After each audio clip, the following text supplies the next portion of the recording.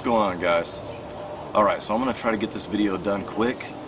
Number one, I don't want the neighbors' little wiener dogs to go on hiatus and try to get through the fence and kill me like always. And number two, it's about 65 degrees outside and I'm going to sweat my ass off.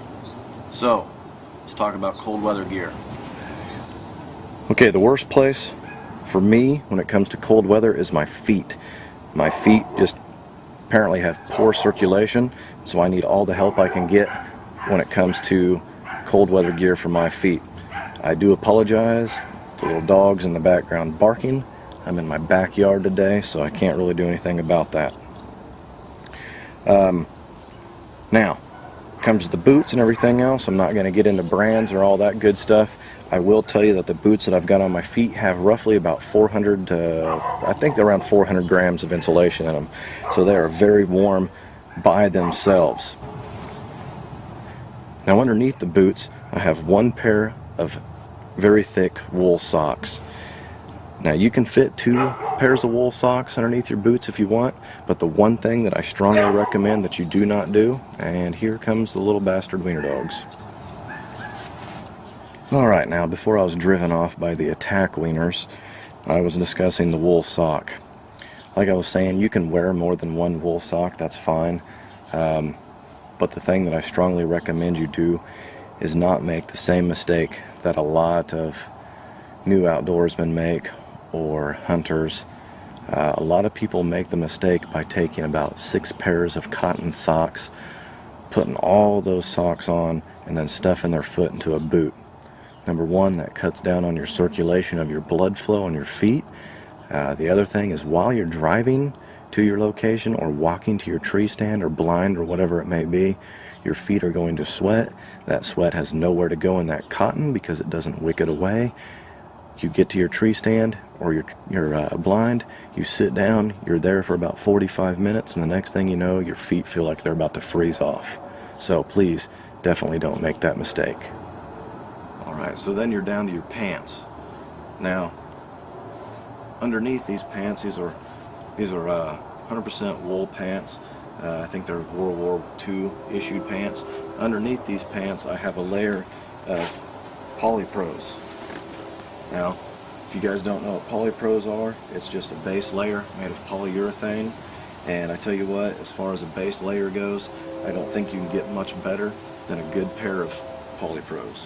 One thing to remember though with these things is when you wash them, don't put them in the dryer, because when you pull them out of the dryer, you're going to pull out a nice wad of plastic.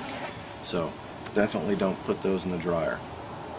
But good base of polypros followed by a nice pair of wool pants. Alright, now as far as a base layer for a top goes, all that I'm wearing right now is a long sleeve fleece undershirt. And fleece is, I'm not trying to say that fleece is better than wool, but I tell you what, it's a lot more comfortable. And for me, as a base layer, I will definitely choose fleece or polyester over a wool blend any day, just because of the comfort factor. It does wick the moisture away from your skin as well, so it does a very good job as a base layer. Again, it's more of a personal preference thing. If you prefer wool, then by God, go with wool. Now, I said that fleece is nothing more than a polyester. A lot of people don't understand that polyester and fleece are actually the same thing. The fleece is nothing more than a texture, not the material itself. So, another thing that you can use besides this is the polypro. I don't really care for the polypro as a base layer, simply because of this. That annoys the heck out of me. So I will definitely stick with the fleece undershirt. Like I said before though, when it comes to the socks, the same holds true with an undershirt. Cotton, bad idea. So those cotton long johns and everything else, throw them out or save them for a work day out in front of your house or something else, because as far as in the woods go, or camping or hiking or anything else go, cotton is horrible for the winter. Most of you guys know that.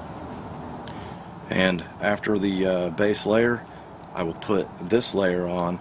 This is more of a medium layer. This is actually a wool shirt, so you can see that I do like wool. It's not a matter of synthetic versus natural materials. I like both. So I will definitely always wear a wool sweater or shirt in this case, you know, as a medium layer. This you can find these types of shirts at your Army surplus stores or gun shows or anything like that. This is 100% wool.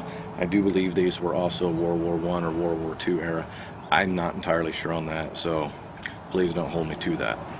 Alright, and after that wool shirt, most of the time you can get away with just simply throwing on another fleece jacket like this, or a heavy-duty wool jacket like this one. Now in dry and extreme cold areas, you might want to use both. You might want to use the fleece jacket as well as the heavy-duty wool jacket. Now when it comes to keeping your head and your face warm, I simply like nothing more than a good old wool cap and a wool scarf, or maybe a buff or something along them lines. But it's very rare that you need to actually keep it up there, here in Kansas anyway. When that wind gets blowing, it's nice to have something to put over your face, but most of the time you don't necessarily need it. Gloves are a simple choice for me. I stick with the wool liners. Most of the time that gets me by just fine. For colder times, I will use a wool mitten, and if it starts getting really cold, I will take my index finger and my thumb finger, keep them in this section here, and keep that circulation going and that warmth radiating. Now in the bitter cold, if those wool mittens just ain't quite enough, I will go ahead and add the shell. These are I believe they're called the GI trigger mittens, and these things are very warm. Most of the time if I'm sitting idle though, again, I'll pull my finger and my thumb out and put them in the middle part. Keep that heat going, keep all that warmth in that spot, keeps my hands nice and toasty. Alright, so now that you're nice and warm on your legs, on your upper body, on your hands and on your head, let's add a little bit of snow or a little bit of rain to the mix. Now what are you going to do? You're going to need a shell, you're going to need an outer layer, something that's going to protect you from the elements, something that's going to protect you from the wind, as well as the cold weather, as well as the rain or snow. Alright, now the first thing that I always go for is a good old pair of frog togs. These things are lightweight, you can actually roll them up, store them in your bag, no problem at all. They've got a hood on them as well, and they're very cheap. You can pick these things up brand new for a jacket for about 30 bucks at Walmart, and I'll tell you what, that's a good price. You really can't beat it. They absolutely work fantastic. Now if you want one of the best shells available, you're looking at a Gore-Tex top like this. I got this Gore-Tex top at a local Army surplus store. These things generally run about 60 bucks in a place like that. If you're lucky, you can find them, you know, at a really good sale price. I also have picked up a few of these tops at the gun shows for about 25 bucks. When these things first came out, Gore-Tex was first introduced, this stuff was very expensive. I'm talking hundreds of dollars. Now, when it comes to Gore-Tex, there are people out there that like to claim to be Gore-Tex, and they are not Gore-Tex. A good way to know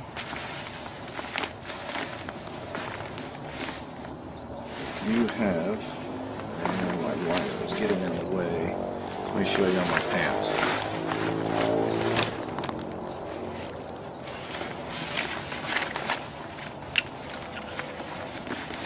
I've showed this before on my GI modular sleep system video, but a good way to know that it's authentic Gore-Tex is on the inside of the seams. It will say Gore Seal, or excuse me, Gore Seam.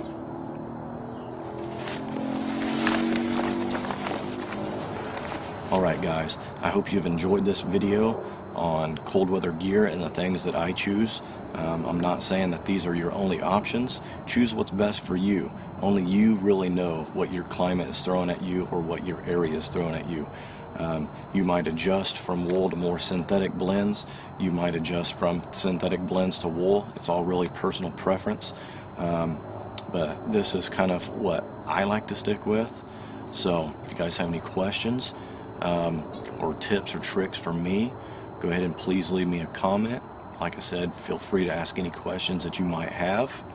As always, guys, have a good one.